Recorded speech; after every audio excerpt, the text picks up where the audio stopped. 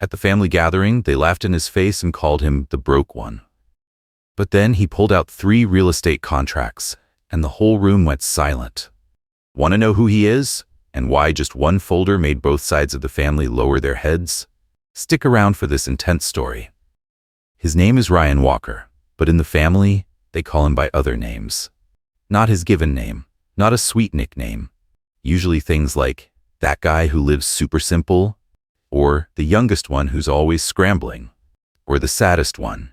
Yeah, the one who's nothing like the rest of us.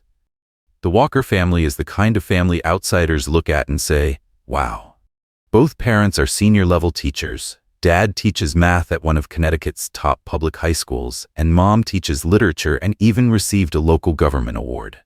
The 2 older sisters, Alyssa and Monica, both have MBAs, work in finance, and married a doctor and a tech executive. A picture-perfect family, straight out of a textbook. They all live in gated communities, with square-cut lawns and brand-new SUVs parked in the driveway. And Ryan? After a year studying civil engineering in college, he dropped out. Not because he was dumb, not because he hated school. He left because it didn't feel right. Every time the lecture turned to steel structures or urban traffic systems, his mind wandered to how to insulate pipes so they don't burst in winter, or how to fix a leaky ceiling without replacing the whole panel. His head was always filled with images of dusty hands, tangled wires, and cracked walls. Yet somehow, his face in that picture was always calm. After dropping out, he didn't say much. He went to trade school, then started doing home repairs. Electrical work, plumbing, whatever people around the area needed. Some days he worked 3 jobs. On slower days, he'd buy used stuff, fix it up, and resell it on Craigslist. Not flashy, but real. Not stable, but enough to live on. But in his family, that was never enough. Every get-together, whether it was just a Saturday dinner or a weekend barbecue, somehow turned into a subtle performance review. Monica just got her 2nd raise this year, his mom would say, casually glancing past Ryan. Your sister's doing amazing. Alyssa's husband just bought their 2nd house as an investment, his dad would add, nodding proudly while giving his son-in-law a light pat on the back. And when they did talk about Ryan, if at all, it would sound something like, so Ryan, when are you planning to go back to school? How long do you think that kind of job can last? Do you have a long-term plan? Or are you just living day by day? He usually didn't answer. Not because he had nothing to say, he just knew no one was really listening. They didn't ask to understand. They asked to remind him he was out of sync. One time at a family dinner, Alyssa joked, Ryan can fix our toilet if it clogs up on Thanksgiving, right, Mom? Monica chuckled. Well, at least he'll always have work. Everyone needs a toilet, right? The whole table laughed. He smiled, but not fully. Mom said, don't say that, it's an honest job. But then she turned to him and added, you should think about getting certified or something. That kind of physical work, it's exhausting. In that house, disrespect was never direct. It showed up in glances, in tilted heads, in phrases disguised as just concern. But he wasn't stupid. He knew exactly what was going on. They weren't judging him because he failed. They judged him because he didn't turn out like them. The old pickup truck he drove, driver's seat torn at the corner, covered with a towel, he still used it every day for work, hauling tools, ladders, rolls of wire. But to his family, it was a sign that he still hadn't made it. He rented a small basement apartment because it was close to the jobs he took. But Monica once said behind his back, I can't believe he's almost 30 and still living in a basement apartment. He heard it, not because she said it loud. He was standing right behind the door when she said it to her husband. That was years ago. But it never faded. Ryan didn't hold grudges. He didn't blame his parents for comparing him. Didn't blame his sisters for the digs and side comments. He understood. Everyone has their own idea of what success looks like, and he just didn't fit their version. But there's one thing he would never accept, being seen as useless. He never said it out loud, but he made himself a promise. One day, he'd make them see the very thing they always looked down on, and they'd be silent. Ryan was never the type to talk about love. Not because he was shy, but because where he grew up, men kept their feelings like spare keys. Simple, discreet, and tucked away where no one could find them. But with Mila York, it was different. She came from a whole other world, Manhattan, the upper floors of society, the upper floors of high-rises, the upper tier of every conversation. Her family was old money. Not flashy, just rich enough to never need to prove it. Her dad was a senior real estate attorney, her mom an event planner for major charitable foundations. They lived in a Central Park View apartment, had a vacation home in Vermont, and a wine cellar used only for close friends. Mila wasn't much like them. She wasn't snobby. She didn't judge. If anything, she was blunt to the point of being a little clueless. She met Ryan when she was having her bathroom redone in her own apartment. He showed up to work, said little, only asked what he needed to ask. She saw something real in him, the kind of real Manhattan doesn't hand out often. They fell in love. Slowly, carefully, but with no less intensity. No roses. No fancy dinners. Instead, she'd sit on a paint bucket, eating a sandwich he grabbed on the go, watching him work quietly under the sink and laugh. Ryan never understood why she liked him. Mila said, "You don't pretend. I need someone who doesn't pretend." But being in love was one thing. Stepping into each other's worlds, that was something else.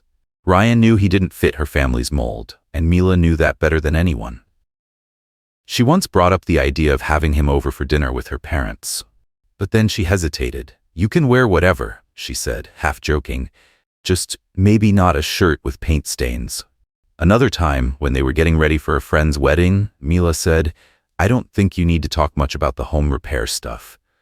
My parents just don't really get that world." She didn't mean harm. But to Ryan, every moment like that felt like a small cut, soft but sharp. The first time he met Mila's mom alone, he wore a clean white button-up and khakis. No oil marks, no dust. He sat up straight, spoke only when needed. 10 minutes into the conversation, she asked, "So what do you do?" "I work in home maintenance, electrical systems, plumbing, repairs." "Oh, like an engineer?" "No, I'm not licensed. I went through trade school." "I see." She nodded, sipped her tea, and didn't ask another question. It was the longest and coldest conversation he'd ever had. A few months later, Mila brought him to lunch with her dad at an Italian restaurant.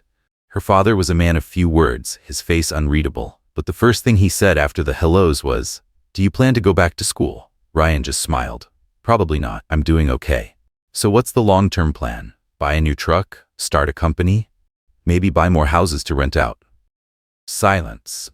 Long silence. Mila told him afterward, "My dad thought you were joking." Ryan wasn't mad. He wasn't hurt. It just confirmed what he already knew. Even if he lived honestly, worked hard, and didn't owe a dime to anyone, to some people he would always be missing something. Missing a degree, missing an office, missing the properly tailored suit, missing the polished vocabulary, missing that so-called vision people like to pat each other on the back for. After that lunch, Mila kept Ryan's place in her family somewhere. Vague, not hidden, not official. Just never in the group photos. Ryan never blamed her. She still loved him, truly. Still came to visit, still wrapped her arms around him from behind while he sketched out new plumbing designs. But some nights she'd whisper, "Have you thought about maybe getting some kind of certification, just to make conversations with my parents easier?" "No," he said flatly, and went back to his pencil. He didn't want to pretend. Didn't want to study something just to make others comfortable. And more than anything, he knew. Even if he did go back to school, changed careers, changed cars, changed clothes, to some people, he would still never be enough. Ryan's parents didn't know much about Mila. He didn't talk about her. Not because he wasn't serious, but because he knew they'd never quite praise a woman who fell for a blue-collar guy. Ryan stood between two worlds. The world of people who thought he wasn't enough simply because he wasn't like them. He wasn't stuck. He chose to stand there, to watch, to wait, so that one day, without saying a word, they'd understand for themselves. That morning, Mila drove over to pick up Ryan. It was cold. The dry wind hissed through the window cracks. She wore a long ash-gray wool coat, light lipstick, her hair neatly tied up, the polished look she always had when family was involved. Ryan stepped out from his basement apartment wearing a slate blue button-up, layered with an old but clean overcoat. His hair was simply combed. He didn't say anything as he got in the car. Mila glanced at him through the rearview mirror. "Today means a lot to my grandpa," she said, filling the silence. He nodded, softly. The party was at her uncle's estate, about a 40-minute drive from the city center. The house sat on a hill, with wide green lawns and a soft breeze tugging at the flags on the porch. The American flag fluttered beside a banner strung across the roofline. "Happy 80th, Grandpa." There were over 30 people inside. Mila's family showed up almost in full. Aunts, uncles, cousins, even distant relatives and close family friends. A few people from Ryan's side were there too, invited by Mila, so you won't feel out of place, she'd said. At first, the mood was polite. Everyone smiled just enough, spoke softly, held wine glasses with poised fingers. But Ryan could feel the quiet divide right away. It was in the way some people looked him up and down, quickly but unmistakably. The limp handshakes that ended after one question. The carefully targeted small talk. "So you're still in New Haven? What is it you're doing these days? Ever think about moving to the city?" He kept his answers short, his smile in place. Only Mila held his hand tight every time someone walked past. But she didn't say anything. Didn't jump in. Didn't interrupt. Maybe because she was tired of doing that. Maybe because she'd done it too many times before. The party had moved to the backyard for dinner, a long table dressed in white linens, dotted with tiny glass candles. The adults sat on one end, the younger crowd on the other. Mila led Ryan to a seat near the middle. On either side of him were her cousins. One worked in HR up in Boston, the other ran a chain of upscale coffee shops. He nodded politely as they introduced themselves, thinking only of the unused espresso machine sitting dusty on his kitchen counter. The conversation revolved mostly around investments. The cousin on his right had just bought into a renewable energy stock package. The one on the left was scouting property in Florida for retirement income. An uncle at the far end was selling a plot of farmland, now valued at 3 times what it was last year. Everyone had something to say. Everyone got a turn. Except Ryan. He quietly picked greens onto his plate, unnoticed and uninvited into the talk. Then, suddenly, a man near the end of the table, Mila's younger aunt's husband, turned and asked, "So Ryan, I heard you're in home repairs or something like that." Ryan looked up. "Yeah, I do home maintenance, plumbing, residential electrical, small repairs," he answered simply. The man chuckled. "Guess those jobs pay better than lawyering these days." His tone was clearly a joke, but no one laughed. Another cousin chimed in, "Yeah, trades are super in demand now. Someone like you must stay pretty busy." She said it without even glancing at him. Mila gave a tight smile and squeezed Ryan's hand under the table. He didn't react, just nodded. A minute later, his mother, Linda, came over with a tray of dessert and a glass of wine for each guest. She smiled when she saw Ryan, resting a hand on his shoulder. He keeps life simple, doesn't chase after things, doesn't think too far ahead. Then she turned to the person beside her and went on offering drinks. Ryan sat still, the glass of lemonade in his hand slowly growing colder. It wasn't the first time he'd heard that line, but this time, in the middle of a crowded party in front of both families, it felt like a stamp. A quiet confirmation of what everyone was already thinking. He's simple. He doesn't think long-term. He doesn't belong in the world they're all building. A world of financial plans, investment strategies, legal jargon, and market forecasts. He wasn't angry, but something inside started to move. Very slightly, very slowly. Like a block of metal heating up in the core of a machine, beginning to turn. Mila looked over at him. She didn't say a word, but her eyes weren't relaxed anymore. There was worry in them now. Ryan smiled at her, a small smile, not to reassure her, but just so he could still breathe. He knew exactly where he was, right in the middle, between a crowd living on society's rooftop and a family of his own that had long gotten used to looking down at him from the first floor. He wasn't angry, not yet, but maybe, not far from it anymore. Ryan had told himself he'd sit through the whole evening. He thought if he could just hold out a few more hours, he could go home, wash his hands, take a hot shower, and rinse off the polite jabs, the sideways glances, the questions that felt casual but struck dead on. But life doesn't always let you leave quietly. After dinner, everyone moved into the main living room with its fireplace, glossy brown leather chairs, and wine glasses meant more for sniffing than sipping. That's when Mila's uncle, her mother's older brother, suggested a family-style conversation. A sort of year-end reflection, he called it. Something to bring people closer. One of the topics that came up? Wealth. More specifically, inheritance. Who would look after whom as the parents aged? Who could be trusted to handle the property, the estate, the responsibility? It was Ryan's mother who brought it up. "We're getting older," she said. "Sometimes you have to start planning. The family house, it's too big now, just the two of us." She looked at Alyssa, Ryan's oldest sister, then turned to her husband, George Walker, as if waiting for a cue. He nodded. "Linda and I already talked it over. We'll probably leave the house to Alyssa. She lives nearby, she's stable, she has the means." No one said anything. There was a strange kind of silence, not surprise, just confirmation. Everyone had already known, everyone but Ryan. George glanced at his son. You're still renting, can barely take care of yourself. How are you supposed to take care of a house?" There was no open malice in his voice, but the way he said it, in front of both families, in front of Mila, in front of friends and relatives, it landed like a final verdict. No discussion, no explanation, no room for Ryan to speak. Mila squeezed his hand under the table, but she said nothing. No defense, no reaction. She just lowered her gaze and stared into her half-empty wine glass. One of Mila's cousins, Ethan, the curly-haired interior designer, added in with a smirking jab. "Well, at least Ryan's got a side hustle. Not starving is something, I guess." A few people chuckled. That polite kind of laugh meant to smooth things over. But Ryan didn't hear the laughter. He didn't hear anything, just the faint clink of a glass brushing a plate, the soft clatter of a knife hitting the table, and something in his head, like a string snapping inside a guitar.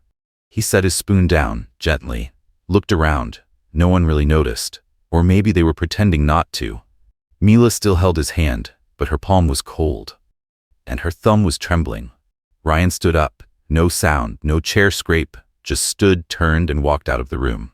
A few heads followed him. His mother let out a quiet sigh, like she was disappointed the youngest couldn't handle family pressure again. His father stared into his coffee cup. Silent. Ryan walked straight to the car, opened the back door, pulled out a thick black zippered folder, worn edges, heavy, then turned back. He re-entered through the kitchen door, passed through the pantry, and walked into the living room like he'd never left. People looked up as he placed the folder square on the long wooden table at the center of the room. He didn't say a word, just unzipped it and began pulling out documents, full-color prints, hardcovers, company logos, lawyer signatures, property maps, rental contracts, title copies. The air in the room stopped moving. He looked up and met his parents' eyes.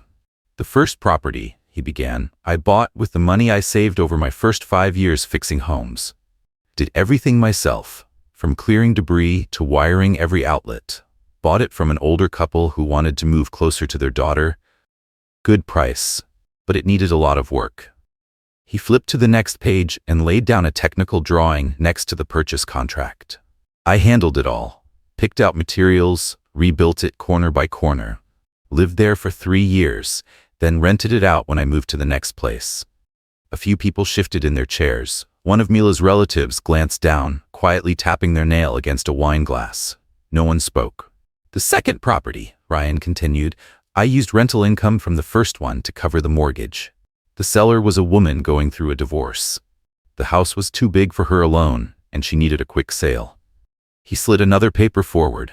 Crisp white, clear red stamp, signatures on both sides. "I negotiated 11% below the listing price in exchange for fixing up her backyard, free of charge."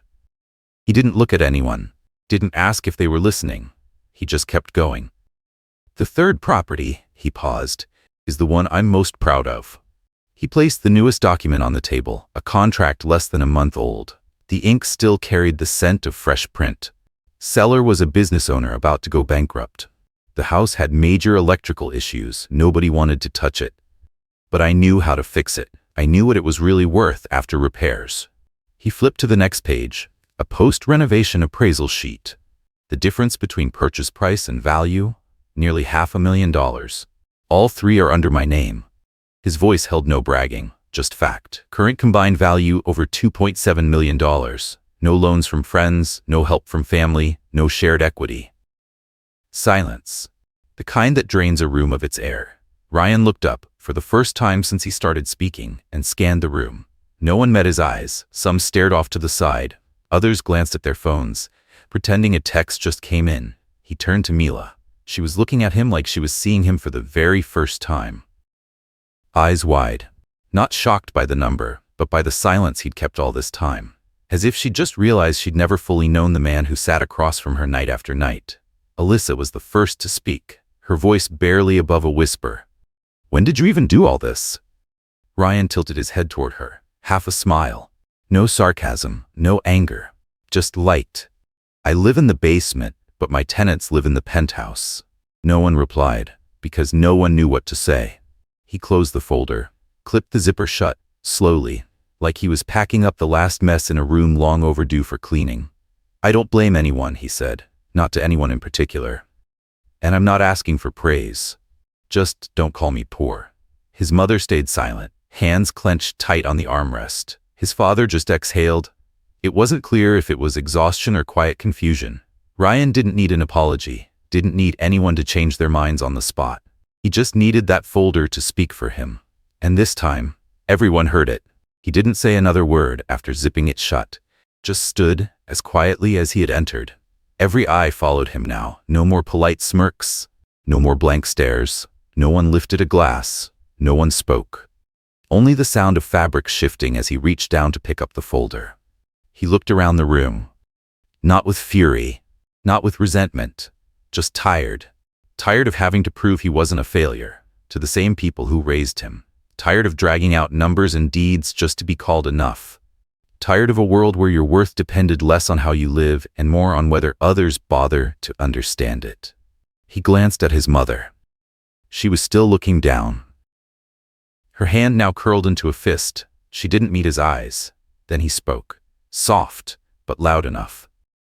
"If living quietly means I'm poor, then fine, but none of you get to call me useless ever again." No one replied. No one dared. The ones who had joked, who had tilted their heads with condescension, who had smiled with that sharp sideways kind of pity, now sat still as if they'd never said a word. No one stood to stop him. No one found the timing or the courage to say sorry. And Ryan wasn't waiting for it. He turned and walked away. The living room door creaked open behind him. No footsteps followed. No voice called out. He stepped down onto the stone steps. A breeze passed through the pines. The last light of day stretched long across the driveway, glinting off the truck's windshield. He opened the door, tossed the heavy folder onto the back seat, and slid behind the wheel. One turn of the key, the old pickup started, same as always. No applause, no approval, just doing its job. He pulled out of the driveway and didn't check the rearview mirror. 3 days later, there was a knock at the door. Not rushed, not loud, soft, the kind of knock people use when they're not sure they should be there. He opened it. It was his mother. She was holding a small tin of cookies, the same butter cookies she used to bake when he was in 3rd grade, whenever he scored well in PE or finally ate his vegetables without a fuss. She didn't say anything at first, just held out the tin. Her eyes met his, not with confusion, but with unfamiliarity, like she was finally looking at someone she'd never really tried to see. "You doing okay?" she asked quietly. "Still making a living with my hands," he answered, half smiling.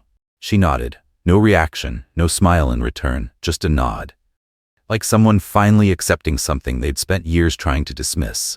"Cookies are the same," she said. "Didn't change anything." "Neither did I," he said. She set the cookie tin on the table, then left. No hug, no advice. But when the door closed behind her, she stood for a few seconds on the front step, then finally turned to go. That afternoon, his phone buzzed with a message from Mila. It was long, almost 10 lines. She said she'd been wrong not to speak up, that her silence wasn't agreement, it was fear. Fear of losing him. She apologized, said she wanted to see him, said she still loved him, still wanted a life with him, with or without a multi-story house. Ryan read it, didn't reply right away. He poured a glass of water, opened the window to let the breeze in, then typed one line. "I don't need you to defend me. I just need you to believe in me." No period, no emoji. He hit send, then turned off the phone. The evening light slipped through the curtain edges. He stepped out of the kitchen, toward the wooden table by the window, the one where he kept all his work folders. He sat down, opened his laptop. On the screen was a spreadsheet. A summary of rental income from the 3 properties. A single row of numbers, rising slowly but steadily. Nothing flashy, nothing dramatic, but solid. Enough to live, enough to reinvest, enough to never have to reach out a hand to ask. He didn't smile, just looked at the screen for a few more seconds, then gently closed the laptop.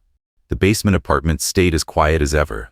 No one outside knew a man lived here, living well, living honestly, living without applause. Some people aren't rich the way you recognize, but they've never been poor in the way you assume. Some people spend their whole lives trying to prove they're just like everyone else, and some choose to quietly be different, then let the results speak for them. Ryan didn't need applause.